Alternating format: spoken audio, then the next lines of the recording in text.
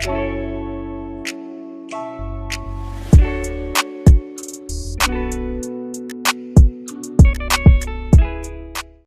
is going on, Bears fans? Welcome back to another episode of the Bear Down Podcast, where we talk everything Bears every day of the week. Do the Bears need to use Cordarrelle Patterson more in 2020? And do you think Ted Ginn serves as a solid mentor for Darnell Mooney? We're going to be answering these questions and many more today in episode 3 of our positional review series, the wide receiver position.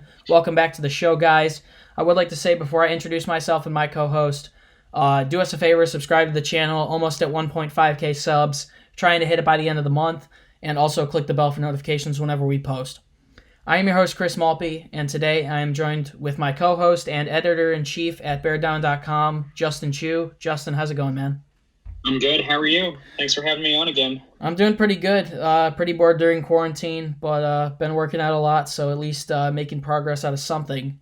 Today, we're obviously here to talk about the wide receiver position. It's something that we've covered a lot here on this channel before. Definitely not a video that is not intriguing, so let's just get right into it.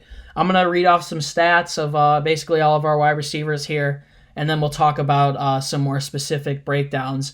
Obviously, when you think about wide receiver 1 in Chicago, it's Allen Robinson. 98 catches, 1,147 yards, and 7 touchdowns receiving in 2019, set for another big year in 2020. Looking a little bit further down the depth chart, you look at Anthony Miller at wide receiver 2, Taylor Gabriel departing Chicago after having some concussion issues in 2019. He was cut in January. Miller's someone who, if he can stay healthy, is very productive, had 52 receptions for 656 yards and 2 touchdowns in 2019. Also 7 touchdown catches there in his rookie season in 2018. Another interesting ad here, Ted Ginn Jr. by the Bears, someone who recently came out and said that he actually beat Usain Bolt in a 4x100 relay when he was in high school. Looking back at Ginn, he's always been known to be, I guess, just that speedster. 10 touchdowns, I believe, in 2015 during Cam Newton's MVP season there in Carolina, 739 receiving yards last year in 9 games started with the New Orleans Saints. He had 421 receiving yards and 2 touchdowns on 20 catches. Continue to go down, Cordarrelle Patterson, a gadget player. His first year in Chicago, 83 yards receiving on 11 catches. Someone that a lot of people think definitely needs to be used more in the receiving game, if you look at C/P there. Heading further down, you look at Javon Wims, someone who's a former 7th-round pick in the 2018 NFL Draft, 186 receiving yards and a touchdown on 18 catches for him in 2019. Someone who could be on the cusp of getting cut and also could be on the cusp of being a wide receiver 3 in Chicago, depending on how his training camp goes. And then finally, you look at Riley Ridley, 6 receptions for 69 yards there last year, and he's someone who you would assume would like to have some more snaps in general as well. And then finally, I said finally in the last one, but you look at Darnell Mooney, the 5th-round pick out of Tulane, almost 1,000 receiving or almost 1,000 yards per scrimmage at Tulane in 2018, 993 receiving yards and 8 touchdowns, 20.7 yards per catch, and throughout his 4 years at Tulane, he's had 16.7 yards per catch, really a deep threat, someone who is a young talent who is looking to get some snaps here in Chicago this year. Might not see the field a ton, but definitely a prospect who can improve down the road. I feel like I've talked forever because I've talked for about 3 minutes now, but now we're going to finally get into some questions. Justin, Anthony Miller, someone who's going to be asked to take another big step here in 2020, has had some issues with shoulder injuries throughout his time, but you saw him in the latter half of 2019, and he proved to be really productive.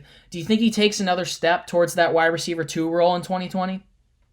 I think he does. When you kind of look at his progression from year 1 into year 2, they definitely used him a lot more, and they gave him a larger role, obviously, with the number of injuries that the Bears offense kind of experienced throughout the 2019 season. And you kind of get to see how much more reliable that he's become. And in big moments, he's really shown forward. And that's what he did at Memphis. And I think that if he takes another big step, rehabbing and getting healthier in this offseason, who knows how long this offseason is going to last, but I think that with the proper,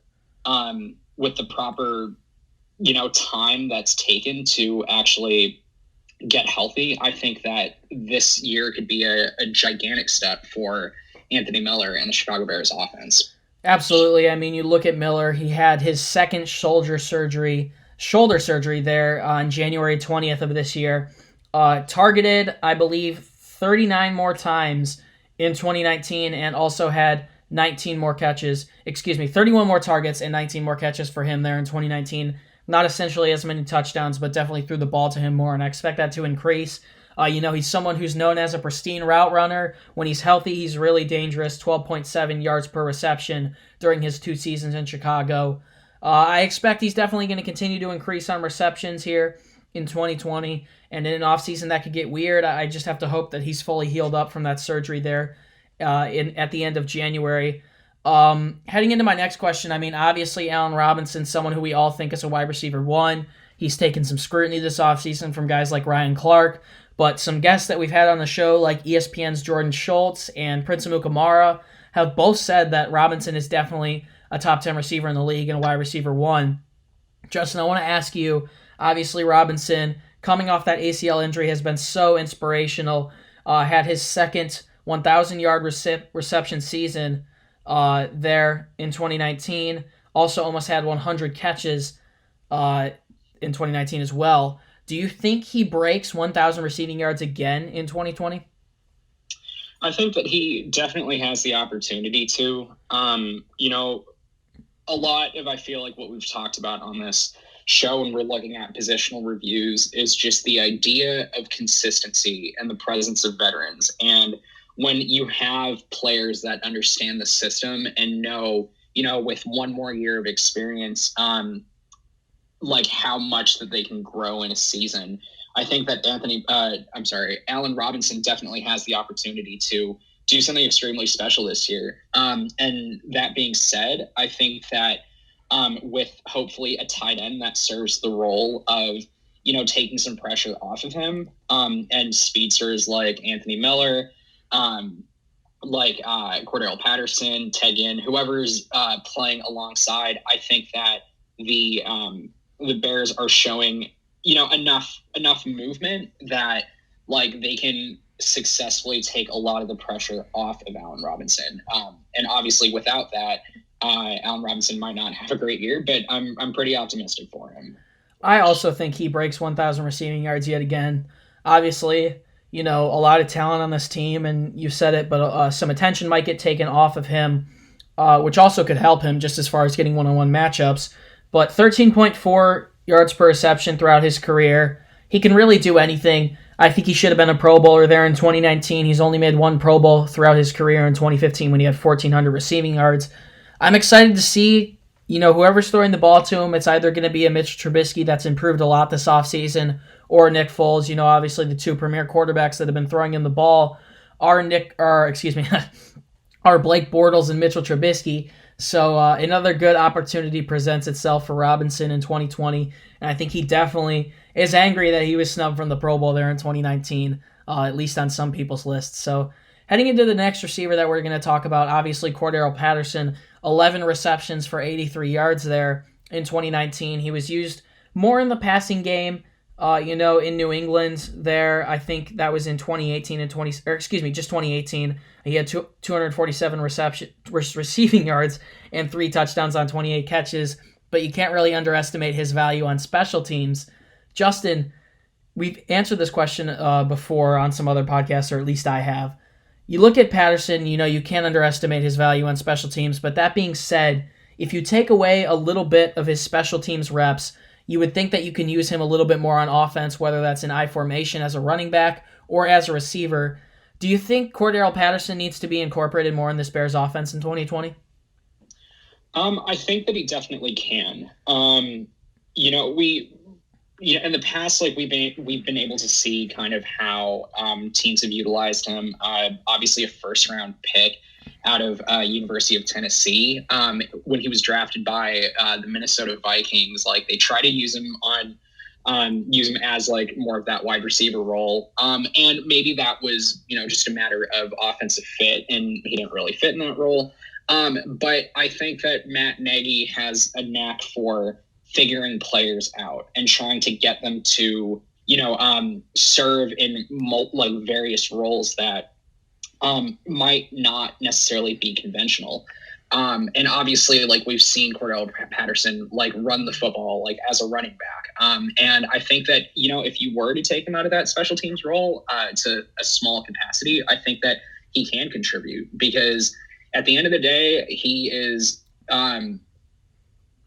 He's a phenomenal runner. Just to start, like he's a fantastic runner. Like he's extremely fast. He's a 6'2", 238-pound wide receiver that, he can box people out, and he's an extremely versatile player that if the Bears don't find a way to use him, then I think that they're doing themselves a massive disservice. Yeah. Cordell Patterson came to Chicago in 2019 on a 2-year, $10 million deal. Also, obviously we know his value on special teams, was an all-pro player and a Pro Bowler there in 2019. I definitely think you can use him in a multitude of positions there in 2020, and it just makes him more of a threat, just another threat to add on the field, another threat to take eyes off of someone else. I think the more danger you have on that field on offense, just a better chance that someone gets open. He can line up at running back. A lot of people have talked about him at wide receiver, and you can also put him there probably at tight end. So it's a lot of interesting spots that you can put Cordell Patterson, and I think he definitely gets a lot more usage there in 2020 and is still as productive on special teams. Heading into Ted Ginn, when you look at Ted Ginn, he's entering his 14th career year in the league. And I think if Darnell Mooney down the road was someone turned into someone like a Ted Ginn, I don't think any Bears fans would complain. Ted Ginn always has been known as that deep threat wherever he is. Spent some time. We know him for his time in Carolina.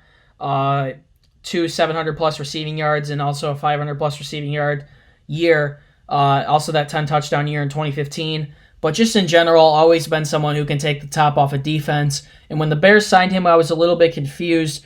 But when I've thought about it personally, I think that he could serve as a very good mentor for someone like a Darnell Mooney, who's similar speed. At the 2007 NFL Combine, Ginn ran a 4.28. Might not have that speed anymore, but if you look at Mooney, he ran a 4.3, I think a 4.38. So just a tenth of a second longer there on the 40-yard dash. I think someone who could definitely turn into a deep threat. Justin, I want to ask you, what kind of role do you think Ted Ginn plays in Chicago, and do you think he can serve as a solid mentor for Darnell Mooney?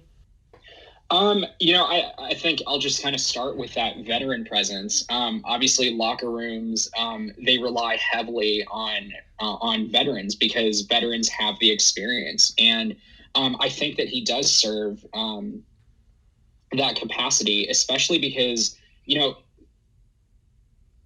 Ted Ginn has been a part of teams that win. And obviously the Bears did not really experience that this past offseason, but I think it gives him an opportunity to kind of like have that presence that knows, what like ins and outs there are to championship winning teams. And especially with a player like Ted Ginn, who is, served as served like large roles within the capacity of successful offenses. I think that with Darnell Mooney, like a kind of like a small school kid kind of coming out of Tulane, like Ted Ginn kind of serves that role of showing like, listen, like this is how you succeed in the NFL. And obviously Ted Ginn's been in the league long enough that he understands like what it takes to be a successful player. And I think that it's going to serve a lot of people on the Bears like very well. Mm-hmm. And for all intents and purposes, I think that Ted Ginn's been a very well-respected player for a very long time. And so, I don't see anything much different coming out of Ted Ginn as they move into the season. Yeah, I think as long as Ted Ginn can stay healthy, he's definitely someone that can not only mentor Darnell Mooney, but get a decent bit of reps here in Chicago's offense. You mentioned it earlier with Matt Nagy finding ways to incorporate players in the offense very well. I think Darnell Mooney is someone that down the road, the Bears may try and use like a Tyreek Hill there in Kansas City, But just in general, for now, I think Ted Ginn provides a great veteran presence and still can do it. I mean, he's still been solid, 421 receiving yards and 2 touchdowns in 9 games played last year in New Orleans. I think if he makes the team and he could put up a similar stat line to that, no one would really complain. We got 2 more questions to answer here. Justin, here's the first one. Obviously I asked earlier about Anthony Miller stepping into a wide receiver 2 role. Another player that we have to look out for to step into a bigger role is definitely Riley Ridley. Put a 4th-round pick into him, I think, a couple of years ago. In 2018, we drafted Montgomery in the 3rd round and then Riley Ridley in the 4th. Put a 4th-rounder into Riley Ridley there in the 2019 NFL Draft. Someone that definitely needs more reps, I would say. He only played in 5 games, had 6 receptions for 69 yards. That was majorly in the Week 17 game against the Minnesota Vikings. Wide receiver 4 is probably a position that is still up in the air right now. So, do you think Riley Ridley sees more reps in 2020? I think so. And as the season progresses, I think they're going to try to figure out who is going to serve that role. Because very obviously, they're still figuring that out. And wide receiver 4 is definitely one of those positions where, you kind of need to see who's going to step up. In my opinion, I think it's really Javon Wims' position to lose, just given his familiarity with the offense now, having been with the Bears for an extremely long time. But I do think that they're going to try to plug in a lot of players and see, who's going to really step up. And Riley Ridley, I feel like should, deserves that opportunity. Obviously investing a pick in a rookie is a very, it's a significant statement. It's saying we have, an X amount of picks and we want to choose you because we see something in you. And so I think that, I think everyone is going to get hopefully a fair chance. But, I think right now it's really Javon Wims to lose. That's interesting because the next question we'll answer is about Javon Wims. I think Riley Ridley does see more reps. Watching his tape from Georgia, he really possesses similar traits to his brother Calvin there in Atlanta. Riley really can go up and get the ball anywhere you put it. I mean, that's a similar trait to Javon Wims, but he's also a very good route runner. I think he has a really good catch radius, and obviously the Bears put a lot of draft capital into him there with the 4th-round pick. And it's interesting that you say Javon Wims because obviously the Bears put a 7th-round pick into him, but he obviously has been here for another year than Riley really has. I think it is probably between those 2 guys for wide receiver 4, but Javon presents a very interesting situation that we're going to get into now. Obviously the Bears have a lot of wide receivers on the roster. They just added Trevor Davis and Ted Ginn this offseason, as well as Darnell Mooney. So similar to the tight end position, a few receivers may need to be cut. In any instance, obviously the Bears put a limited amount of draft capital into Wims when they got him back there. I think in 2018, only a 7th-round pick. But in any instance, Justin, do you see him getting cut? I think that's a tough question. Just because, you do see, what do you call it? There are a lot of players that they've brought on board. Now that being said, I think that Javon Wims offers a really interesting role to the Bears because of his knowledge of the offense. And so, obviously, I think this is one of those things where you just kind of have to look through training camp and see where, there are a lot of positions that are open, and to see whether or not players end up sticking. And I think that if they do end up getting rid of Javon Wims, I think that the Bears would be, kind of making a mistake in that regard because of, what he brings to the table. Yeah, I mean, as far as Javon goes, it's an interesting situation because we know he has a very high ceiling. Just when you watch him play, I mean, I think he has great route running. He can catch the ball wherever you put it. He can be a deep threat. He's got decent speed. It's an interesting situation because the Bears could look to get someone like a Darnell Mooney more snaps, but do you really want to give up on Wims, someone who had really decent playing time there in 2019? I think it presents a very interesting situation, and I just think in general the wide receiver battle there in training camp is going to be a very interesting one. Thank you guys so much. Actually, no, wait. Wait. We have one more thing to do. Justin, I forgot. So when we did the quarterback episode, we gave the position a grade, and we didn't do it in the running back position, so we're going to get back to that now because that's the entire thing, positional review, positional grade. So give the wide receiver position a grade, A through F. I think currently as it stands, I would give it a B minus, because there's a lot of turnover with rookies and also just kind of like new veterans that are coming into the system. And so right now, I think I'd give it a B minus, because there's definitely talent. Like, that's undeniable. There's talent that's apparent within the offense, and it really comes down to whether or not they can be utilized correctly, I think. And if they can't, then it's going to be a very long season, because somehow you got to figure out a way to move the ball down the field. And if the Bears can successfully utilize like the arsenal of talent that they have, then absolutely, like, it's going to be like a really, there's a high ceiling is I guess what I'm trying to say. There is a very high ceiling, and I'm very excited for him, but it's one of those things where I think we're just going to have to wait and see how things end up turning out. Yeah, I'm going to give the wide receiver position a B+, actually. I expect another very good year out of Allen Robinson.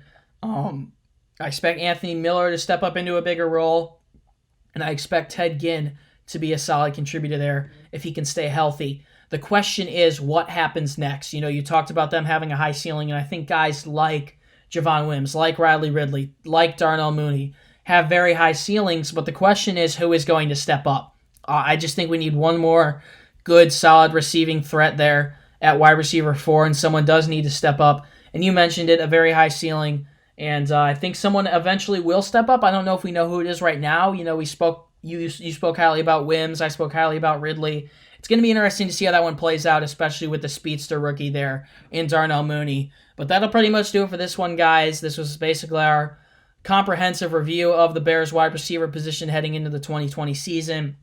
If you want more Bears content, do us a favor, subscribe, like, and click the bell for notifications whenever we post.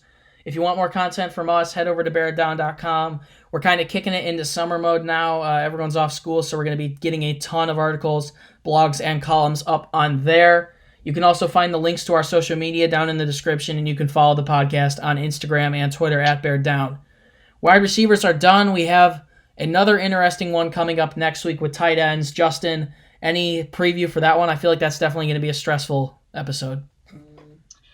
I think it really will, because right now, as it stands, tight ends fall under a high bit of scrutiny, especially with the drafting of Cole Kmet. So, I think with an in-depth look, we'll finally be able to kind of make our judgment on how that pick is going to work out. And I'm excited for that one, though, because, the Bears, I think, are going to find a way to hopefully use all 100 tight ends that they have on their roster. So we'll see.